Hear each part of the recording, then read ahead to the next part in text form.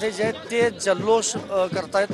प्रामुख्याने संपूर्ण देशाचं लक्ष लागलेलं होतं या संपूर्ण निवडणुकीकडे आणि केजरीवाल यांचा अखेर पराभव होतानाचं चित्र सध्या तरी आपल्याला पाहायला मिळतंय।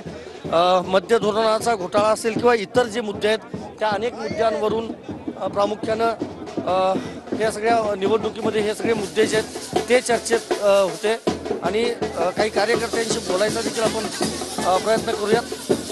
हे सगळे जे आहेत कार्यकर्ते हे दिल्लीतलेच आहेत आणि क्या कहेंगे केजरीवाल का पराभव हो रहा है अभी?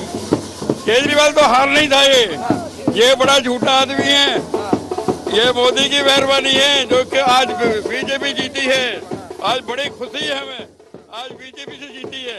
केजरीवाल झूठे वादे करता है, बहुत झूठा आदमी है, इसे हारना ही चाहिए, हारेगा। केजरीवाल हे खोटारडे आहेत असा आरोप खरं तर हे भाजपचे कार्यकर्ते करतायत आणि थोड्याच वेळात अंतिम निकाल जे आहेत ते हाती येतील। पण एकंदरीतच काय तर 70 पैकी 40 पेक्षा जास्त जागांवर सध्या जो कल आहे तो भाजपचा प्रामुख्याने दिसून येतोय। त्यामुळं मॅजिक फिगर गाठत भाजपनं अखेर दिल्लीवर झेंडा फडकवलेला आहे असं म्हणता येईल आणि त्यामुळे आता आम आदमी पक्षाची जी सत्ता होती ती अखेर उलटवून टाकण्यात भाजपला यश आलेलं आहे। व्हिडिओ जर्नलिस्ट विनोद कुमार सह मी संदीप राजगोळकर, TV9 मराठी।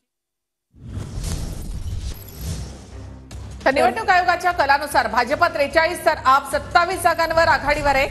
आताची महत्त्वाची बातमी, दिल्लीमध्ये कमळ फुलतंय निवडणूक आयोगाच्या कलानुसार।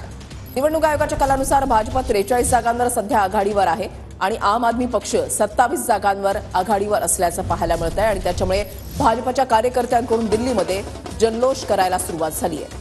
तर काँग्रेस मात्र बादली मतदारसंघामधून सुरुवातीपासून आघाडीवर होती, मात्र तीही जागा काँग्रेस या ठिकाणी गमावताना दिसत आहे। काँग्रेस तिथे देखील पिछाडीवर पडलेली आहे।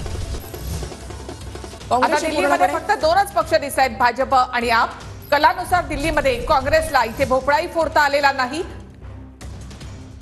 तिसऱ्यांदा असं होत असेल की ज्याच्यामध्ये काँग्रेसचा परफॉर्मन्स हा 0 राहिलेला आहे। 2015-2020 मध्ये सुद्धा काँग्रेस काही जागा जिंकू शकलेली नव्हती आणि आता ही तेच स्थिती। चौथ्या फेरीनंतर केजरीवाल फक्त 223 मतांनी या ठिकाणी आघाडीवर आहेत। आम आदमी पक्ष आणि भाजप यांच्यामध्ये काटेकी टक्कर। चौथ्या फेरीनंतर केजरीवाल फक्त आणि फक्त 223 मतांनी आघाडीवर। केजरीवालांसाठी अत्यंत महत्त्वाची अशी ही लढत, मात्र चौथ्या फेरीनंतर केजरीवाल फक्त 223 मतांनी आघाडीवर।